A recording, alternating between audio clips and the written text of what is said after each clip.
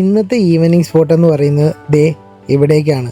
6 മാസം മാത്രം തുറന്ന് പ്രവർത്തിക്കുന്ന നമ്മുടെ സ്വന്തം ഗ്ലോബൽ വില്ലേജിലേക്ക് RTയുടെ ട്രാൻസ്പോർട്ടേഷനും എടുത്തു. നേരെ 3:30 ആയപ്പോൾ നേരെ നമ്മൾ ഗ്ലോബൽ വില്ലേജിലേക്ക് എത്തി. പിന്നെ അടുത്ത ലക്ഷ്യം ടിക്കറ്റ് എടുക്കുക. ഈ ടിക്കറ്റ് എങ്ങനെയാണ് നമ്മുടെ കയ്യിലെത്തിയത് എന്നതിന് ഒരു ചെറിയൊരു കഥയുണ്ട്.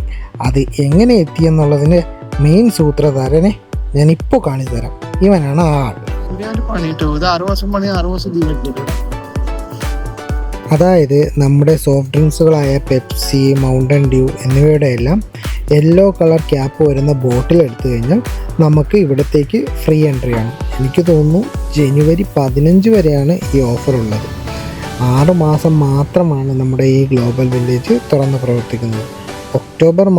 ഈ വർഷം ഒക്ടോബർ മാസത്തിൽ ഓപ്പൺ ചെയ്ത് ഏപ്രിൽ മാസത്തിലാണ് ഗ്ലോബൽ വില്ലേജ് ക്ലോസ് ചെയ്യുന്നത്. ഉള്ളിലേക്ക് കയറിയ ഞങ്ങളുടെ ഫസ്റ്റ് പ്ലാൻ എന്ന് പറയുന്നത് ലൈറ്റ് പോകുന്നതിന് മുമ്പ് അത്യാവശ്യം നല്ല കുറച്ച് ഫോട്ടോസുകൾ എടുക്കണം. പിന്നെ ഫോട്ടോ സെക്ഷനായിട്ടുള്ള പോസിങ്ങൊക്കെയാണ്. പിന്നെ നമ്മുടെ ഫ്രണ്ടിൻ്റെ തന്നെ അളിയനാണ് ക്യാമറ കൈകാര്യം ചെയ്തിട്ടുണ്ടായിരുന്നത്. പിന്നെ സിംഗിളായിട്ടും ഫാമിലിയായിട്ടുള്ള കുറച്ച് ഫോട്ടോസുകളൊക്കെ എടുത്തതിന് ശേഷം പിന്നെ നമ്മൾ പ്ലാൻ ചെയ്തിട്ടുണ്ടായിരുന്നത് നമ്മുടെ പവലിയൻ വിസിറ്റാണ്. നമ്മുടെ ഫസ്റ്റ് പവലിയനായ ഇന്ത്യൻ പവലിയൻ്റെ മെയിൻ ഹൈലൈറ്റ് എന്ന് പറയുന്നത് ഈ എൻട്രിയിൽ വെച്ചിട്ടുള്ള ആനയുടെ രൂപം തന്നെയാണ്. നേരെ ഉള്ളിലേക്ക് കയറി കഴിഞ്ഞാൽ നമ്മൾ ആദ്യം കാണുന്നത് നമ്മുടെ മെയ്ഡ് ഇൻ ഇന്ത്യൻ പ്രോഡക്റ്റുകളായ ഡ്രസ്സ് ഐറ്റംസുകളാണ്. അതുപോലെ തന്നെ ഇന്ത്യയുടെ ട്രഡീഷണലായിട്ടുള്ള എല്ലാ ഐറ്റംസുകളും നമുക്കിവിടെ നിന്ന് വാങ്ങാൻ സാധിക്കും. അതുപോലെ ആയുർവേദ പ്രോഡക്റ്റുകളായിരുന്നാലും കരകൗശല വസ്തുക്കളായിരുന്നാലും അതുപോലെ സീഡ്സുകളായിരുന്നാലും എല്ലാം നമുക്കിവിടെ നിന്ന് വാങ്ങാൻ സാധിക്കും. ഇവിടുത്തെ കുറച്ച് കാഴ്ചകളൊക്കെ കണ്ടതിന് ശേഷം നമുക്ക് അടുത്ത പവലിയനിലേക്ക് പോവാം.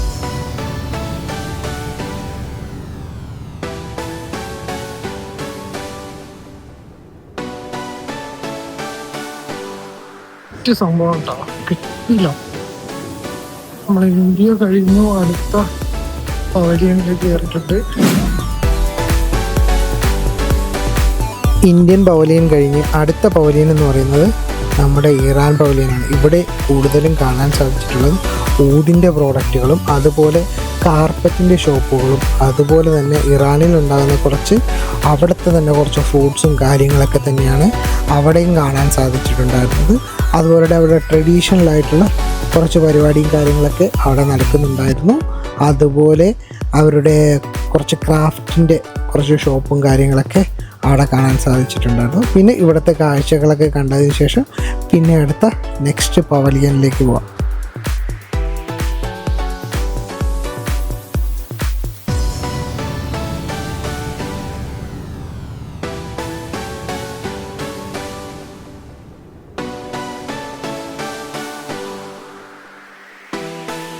ഈ സ്പോട്ടിൽ എത്തിയപ്പോഴാണ് ചെറിയൊരു നൊസ്റ്റാൾജി അടിച്ചത്.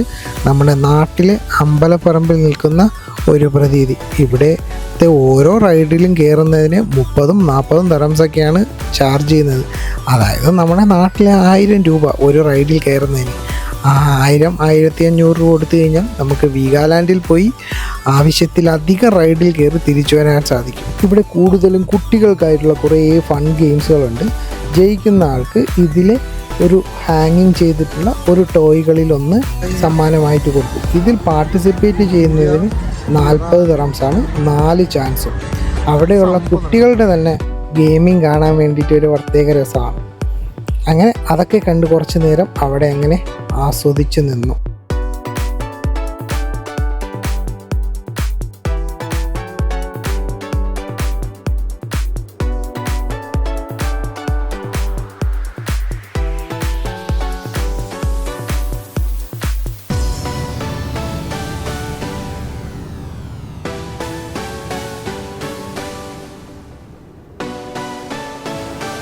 ഇവിടെ ഒരു ഹോട്ടൽ, ഇവിടെ ഒരെണ്ണം. Full entertainment. പക്ഷെ എല്ലാത്തിനും ടിക്കറ്റ് 30-40 ദറംസാണ്. സെറ്റ്. നാട്ടില് അമ്പലപ്പറമ്പിൽ പോയ ഒരു പ്രതീതിയാണ് ഈ സെക്ഷൻ.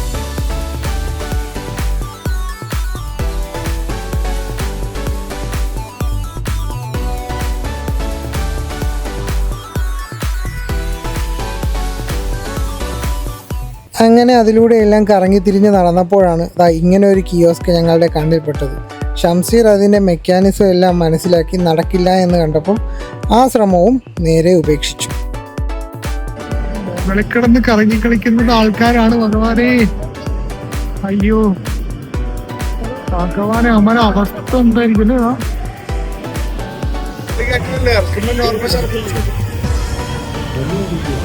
ചത്ത് ജീവിച്ചു വന്ന അവസ്ഥ.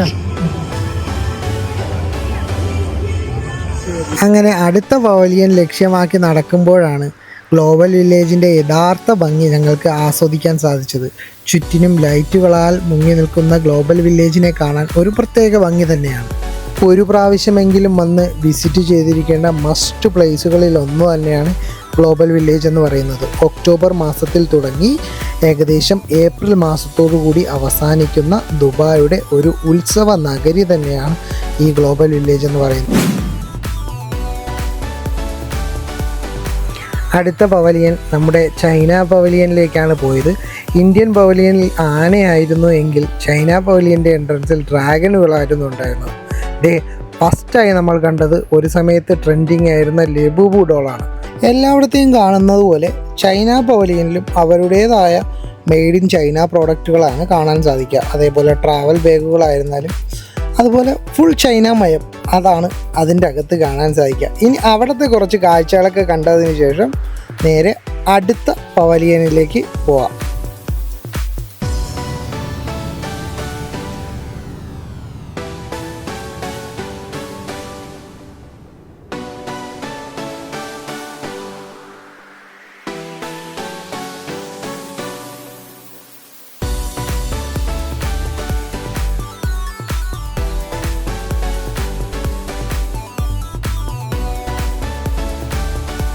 ചൈന പവലിയനിൽ നിന്ന് ഇറങ്ങിയപ്പോഴാണ് അടുത്തൊരു ഇൻഫർമേഷൻ കിട്ടിയത് ലേസർ ഷോയ്ക്കുള്ള സമയമാണ്.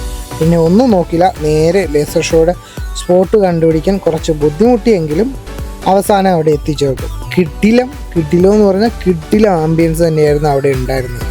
ഇത് ഒരു പൂളാണോ, ഒരു കനാലാണോ, ഒരു നദിയാണോ എന്ന് വേണമെങ്കിൽ പറയാം. ഇങ്ങനെയെല്ലാം ഇതിനെ മേക്ക് ചെയ്ത് വയ്ക്കാൻ പ്രത്യേക കഴിവ് തന്നെ വേണം. സൂപ്പർ.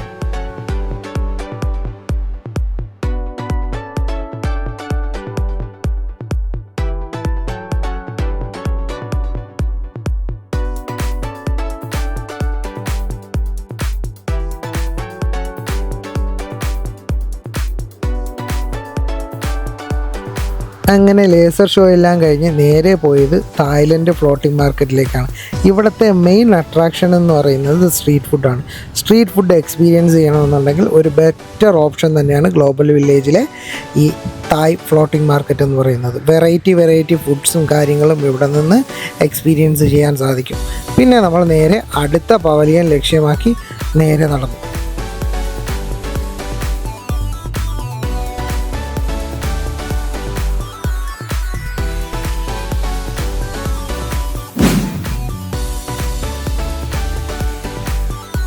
അടുത്തതായി നേരെ കയറിയത് നമ്മുടെ UAEയുടെ പവലിയനിലേക്കാണ്. ഇവിടെ നിങ്ങൾക്ക് കാണാൻ സാധിക്കുക കൂടുതലും ഊതിൻ്റെ പ്രോഡക്റ്റുകൾ, അതുപോലെ തന്നെ പെർഫ്യൂംസുകൾ, ഇവരുടേതായ ട്രഡീഷണൽ ഡ്രസ്സുകൾ, ഇതൊക്കെ തന്നെയാണ് നമുക്ക് UAEയുടെ പവലിയനിൽ കൂടുതലായിട്ടും കാണാൻ സാധിക്കാം. ഇവിടെ ഗ്ലോബൽ വില്ലേജിൽ ഏകദേശം 30ഓളം രാജ്യങ്ങളുടെ പവലിയനുകൾ പ്രവർത്തിക്കുന്നുണ്ട്. അതുപോലെ തന്നെ 90ഓളം രാജ്യങ്ങളുടെ ട്രഡീഷണൽ ആയിട്ടുള്ള കൾച്ചറുകളും ഫുഡും ഇതെല്ലാം ഇവിടെ എക്സ്പ്ലോർ ചെയ്യാൻ സാധിക്കുന്നതാണ്.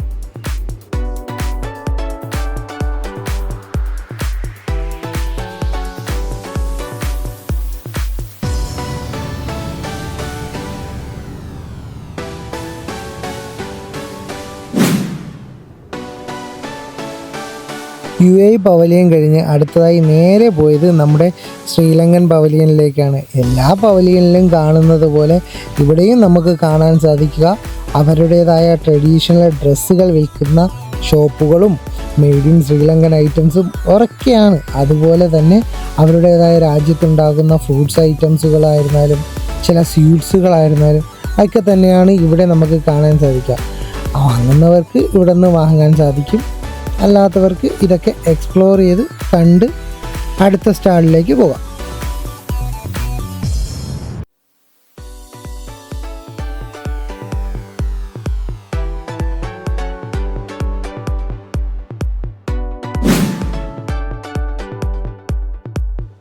അങ്ങനെ ഞങ്ങളുടെ അവസാനത്തെ പവലിയനായിരുന്നു സിറിയ പവലിയൻ. എല്ലാ പവലിയനിലെയും പോലെ അവിടുത്തെ കൾച്ചറും അവിടുത്തെ സംസ്കാരമൊക്കെ തന്നെയായിരുന്നു ഇവിടെയും ഉണ്ടായിരുന്നത്. അതുപോലെ ഒരു പ്രത്യേകത എനിക്കിവിടെ കാണാൻ സാധിച്ചു. കൂടുതലും ഓർണമെൻറ്റ്സിൻ്റെ സ്റ്റോളുകളാണ് ഇവിടെ കൂടുതലും ഉണ്ടായിരുന്നത്. അതുപോലെ അത്യാവശ്യം മറ്റ് സ്റ്റാളുകളെ അപേക്ഷിച്ച് കുറച്ച് വിലയും കുറവായിരുന്നതായി തോന്നുന്നു.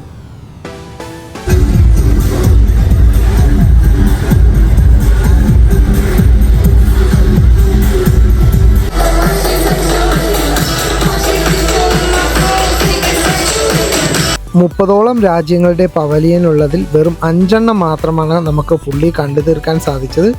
അങ്ങനെ നമ്മൾ തിരിച്ചു പോകുന്ന വഴിക്കാണ് നമ്മുടെ ഇന്ത്യൻ പവലിയൻ്റെ ഒരു നൈറ്റ് വിഷ്വൽസ് കണ്ണിൽപ്പെട്ടത്. സൂപ്പർ തന്നെയായിരുന്നു. പിന്നെ യുഎയിലുള്ളവർ ഒരു പ്രാവശ്യമെങ്കിലും മസ്റ്റായിട്ട് വിസിറ്റ് ചെയ്യേണ്ട പ്ലേസാണ്. വീക്കെൻഡ് ദിവസങ്ങളിൽ 30 ദിറംസും അല്ലാത്ത ദിവസങ്ങളിൽ 25 ദിറംസാണ് ടിക്കറ്റിന് ചാർജ് വരുന്നത്.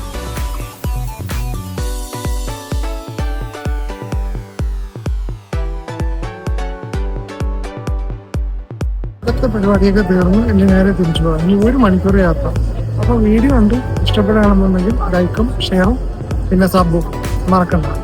അപ്പോൾ വീണ്ടും കാണുമ്പോഴേ ബൈ.